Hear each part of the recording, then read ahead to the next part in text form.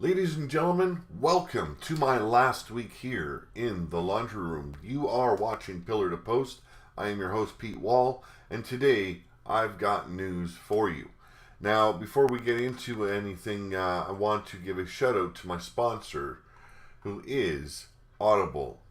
Now, today's podcast is brought to you by Audible. Get a free audiobook download and 30-day free trial at www.audibletrial.com/pillar to post. Now they have over 180,000 titles to choose from for your iPhone, Android, Kindle, or MP3 player. Make sure you take advantage of this deal. I will have the link in the description below. So like I said, make sure you take advantage. Also, if you want to find any merchandise for Circle Steel or Pillar to Post, you can find it at Teespring.com, and you'll find that in the description as well. You can visit my FB merchandise page, my author page, and also you can become a friend of mine on Facebook, and all those links will be below. If you're a VidMe watcher, that link is also in the description below. If you feel like you want to pledge to my Patreon, that is in the description as well. You can find my Twitter at PillarToPost77. Also, my email if you have any questions you'd like to ask. So make sure you take full advantage of all the links I put in the description below. It just helps you connect with me easier, as well as opens the doors to growing this podcast a lot better. So take advantage of those links, spread them around, share these links out, and please do me a favor, hit that subscribe if you have not, hit that like button if you're enjoying the podcast, and please continue to follow. Now, in news today, I've been constantly being asked if there's any more news of the whole NWA sale with Billy Corgan. And I had to dig deep for any kind of news. And Billy Corgan still has not spoken of his purchasing of NWA. Now, if you don't know what NWA is, that is the National Wrestling Alliance. It used to be one of the top territories in the wrestling world. Now, PWInsider.com is reporting Billy Corgan's purchase of National Wrestling Alliance does not involve a tape library or the NWA on-demand streaming service library. Once the sale is final, Corgan will assess the brand and slowly roll out a plan for the company, with former Impact Wrestling producer Dave Lagana working with Corgan. It was noted that no talents were discussed, and the focus is on completing the sale and working on the branding and strategy for the company. Now, in regards to the members of the NWA, there aren't any functioning anymore, as Bruce Tharp sold promoter licenses for the NWA name, which will soon expire. Now, Tharp owns 100% of the NWA name, so he is in position, I should say, to sell the branding and trademarks without objection. Now, there is a little bit more, and I'm going to continue, so here we go. We are told that the plan, once Corgan and the NWA finalize the sale and Corgan owns the assets, is for Corgan to evaluate and assess the brand and build a plan going forward. We are told this is not a situation where Corgan will buy the brand and the next day start making big moves. This is the first in many, many steps. Dave Lagana is 100% on board with the project and is working with Corgan. No word yet on Matt Conway.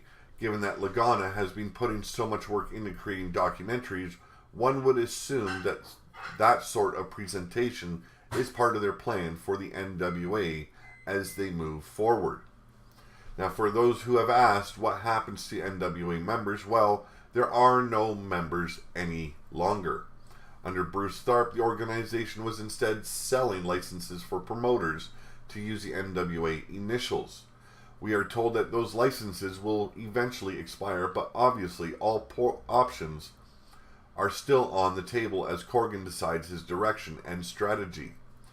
Tharp controls 100% of NWA brand name, so he would have the complete right to sell the brand and its trademarks without anyone else trying to veto the move. Now, there has been talk of talents on board with the Corgan NWA project, yet at all. We are told they are focusing on completing the sale and building their plans and strategies for the NWA brand name. So that is all the news that there is to be found for the whole NWA situation and Billy Corgan buying. So by the sounds of it, the purchase has not been finalized as of yet. They're still working on that deal. So we're just going to have to sit and wait to hear what's going to happen with the whole NWA brand and trademark. And will we possibly see Billy Corgan actually start up a wrestling promotion of his own under the NWA name? I think it would be great if he did. He's obviously got the fame behind him to help push it towards getting a TV deal and getting maybe small promotions to help get him started off with, lending him superstars and what have you. But right now it's just a sitting game and waiting to hear what Billy Corgan has to say about the purchase of NWA and what his plans are moving forward. Now, in other news, Triple H announced today that the 32 competitor women's tournament that takes place this summer on the WWE Network will be the Mae Young Classic. That is what the tournament is now being titled, named after the great WWE Hall of Famer that passed away in 2014. Now, just give me a second. I've got crap popping up all over the damn place. There we go.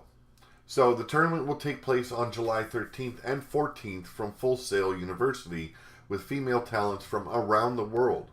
Tickets will go on sale this Friday at 10 a.m. Eastern Time. Triple H tweeted the following: "A tournament with top female talent from around the world is the next stage of the women's evolution in WWE.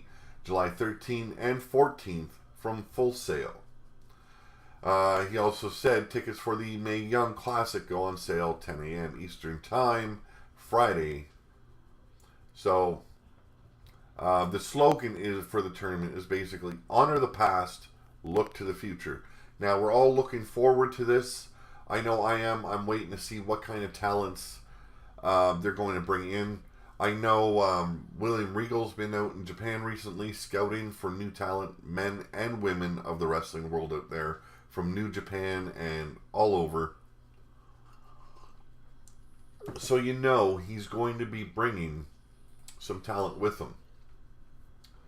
Now, as noted, WWE NXT General Manager William Regal missed TakeOver Chicago, and there was a big reason for it, and I just spoke of it, as he has been in Japan scouting talents for the company. Regal has attended events put on by All Japan, New Japan, and Zero One. Regal has also met with women's wrestlers Io Shirai and Kairi Hojo as they prepare to begin working for the company this summer. William Regal is a huge asset for WWE. I'm going to say that right now. He has been a huge asset, not for just NXT, but for recruiting purposes. He gets along well with talent. The talent trust him, and yeah, his star might not have shone as bright as others in the wrestling industry, but he has left a lasting impression on everyone. Everyone knows him for his work ethic. I understand why Triple H has him as general manager of NXT. I also understand why WWE is using him as a recruiter in Japan. So, you know, hats off to the guy. He's doing a wonderful job, and I respect the hell out of William Regal. More news on the Hardy versus Impact Wrestling fiasco. I'm going to call it that. Matt Hardy talks about TNA's illegal use of footage. We also are going to discuss some Rebby Hardy text. She, I guess, texted a lawyer regarding tweets from Impact executives. Now, Matt and Rebby Hardy continue to battle publicly with Impact Wrestling regarding the ownership of the broken gimmick. Yes, we're all tired of hearing about it. In an interview with the LAW earlier this week, which is owned by Anthem, the parent company of Impact Wrestling president Ed Nordholm said that it was unquestionable that they owned the gimmick. Ed Nordholm stated this: "I think it's unquestionable that the ownership of the characters in the storyline resides in Impact Wrestling," Nordholm said. "I don't think even the Hardys would dispute that. They've all signed contracts. Their contracts are standard contracts, not only in the wrestling industry, but in the entertainment industry generally. The producer of the show owns the content, and it doesn't really matter who in the creative team came up with the idea of what the character should be. The person that owns the storyline and the character is a person who invested to take that idea and put it on television. That's what we did. Impact put those characters on TV, and the contracts with those people are indisputably contracts that provide their IP to Impact." Now, Impact Wrestling creative consultant to head of creative Dutch Mantell, who has been bickering with the Hardys on Twitter lately, responded to Nordholm's comments and thanked him for clearing it up.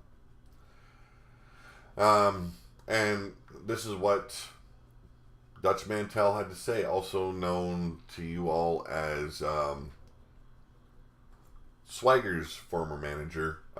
What's his face? I don't really care. News. Thanks at Ed Nordholm for clearing it up on Law Radio. Impact Wrestling owns Broken Brilliance IP 100%. No dispute. At Real Jeff Jarrett. Zeb Coulter, that was his wrestling name in WWE. Now, Matt Hardy's wife, Rebby, responded to the former Zeb Coulter and shared a text message that she sent to her attorney as seen below. "Guys, giving an interview to your own network while lying through your teeth is now considered news?" Whole bunch of question marks follow that. Now, she went on to say, "No dispute, question mark, watch, question mark, hashtag, text with my lawyer, pic." There's a pic that follows, and I don't care to show it. She goes on to say, "Now I'm just annoyed, which is worse than pissed. Trust me, time to squash the bug." Now, Matt Hardy chimed in later on, noting that Senior Benjamin was never paid by the company despite being promised, and he never signed a release to allow the company to air footage with his likeness. Was in the TNA's top story and never paid a penny, even though promised. He never signed a release to air his footage. That isn't illegal. Hashtag DTO. So as you can see, still a lot of bickering back and forth between Hardys and Impact Wrestling, Zeb Coulter, Ed Nordholm. It's frustrating that it's there every week and we have to report it, but it is top news in the wrestling world, and that's what we do in the podcast world when we're following wrestling content. We bring you the top stories, and sorry, but it is top news, so I unfortunately have to deliver it to you. Now, frankly, I'm completely sick of it. I'm looking at it this way. It'd be less of a heartache to just recreate yourself once again and just follow a similar storyline and gimmick to the one that you've lost. Now, obviously, they have a lot of merchandise that they were selling that reflected on the Broken Brilliance and the Broken Gimmick. And yes, there's a lot of product out there that basically goes to waste because of this. But I'm pretty sure they'd still be able to sell it like they have been. Now, there was discussion on Twitter months ago if they couldn't bring over the Broken Universe to WWE, Matt Hardy just might go savage. So what happened to that? Why not just fall back on that idea? I don't understand the whole bickering and fighting on Twitter. This should be being done between lawyers and actually working things out. But it's not. It's being played out on Twitter like a few children. You know what? I compare it to my daughters fighting with their friends on their phones constantly. That's what we have here. It's a bunch of childishness that needs to fucking end. Simple as that. Now, I was looking through a lot of sites and trying to decide what kind of story I was going to do with Jinder Mahal winning, and I thought, you know what? I'm going to bring you some fan thoughts on Jinder Mahal becoming the SmackDown heavyweight champion. So, this is the first one, and I only got two because they are a bit long. So, my first one is, my biggest issue with Jinder's push has been this. He's speaking out against discrimination while being presented as a heel. At its root, he's speaking out against prejudices towards people of Middle Eastern descent is noble. However, he's doing this while being portrayed as a heel. The same guy who's speaking out against injustices is cheating to win, attacking Orton from behind, and stealing his belt. This is basically the evil foreigner gimmick all over again. And I'm not a fan of Owens and Rusev doing it either. It's an incredibly lazy way to book and plays on people's prejudices. The same when he speaks in Punjabi. The company is deliberately having him do this to get heat. Compare Jinder's presentation to Mustafa Ali, who is also of Middle Eastern descent, but instead of cheating to win matches while at the same time talking about discrimination, he acknowledges that not all white Americans are racist and actively tries to change the minds of those who are through his wrestling ability. If he was pushed as a heel who bragged about his physique, or a babyface who wanted to prove that you can make it in the WWE no matter what your ethnicity, I would have no issues. But WWE took the evil foreigner route again, and I do agree with this comment. This opinion, it basically strikes pretty close to what I have said about this whole gimmick of Jinder Mahal's. I would not have a problem with it if he was like this guy said, bragging about his physique, his fine clothes, his expensive cars, that he's better than even his own people. But using the racial card is crap. I hate it. I hate seeing it on Owens. I hate seeing it on Rusev. And I hate seeing it on Jinder Mahal. This could have been done a whole different way. The next comment, another lengthy one.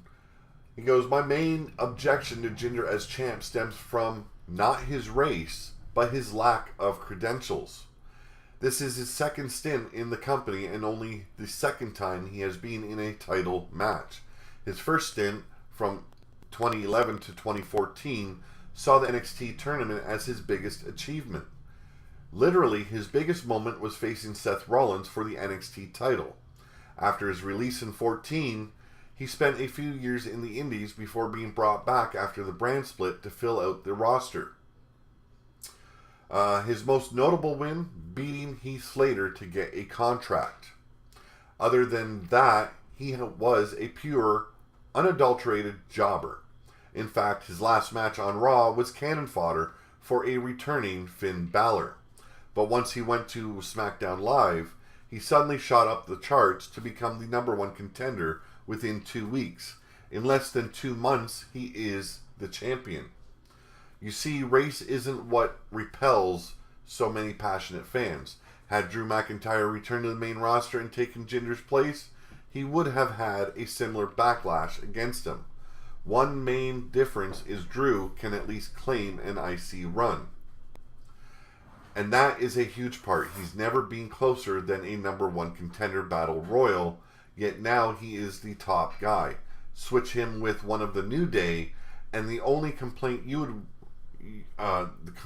would whether or not they still go for the tag titles.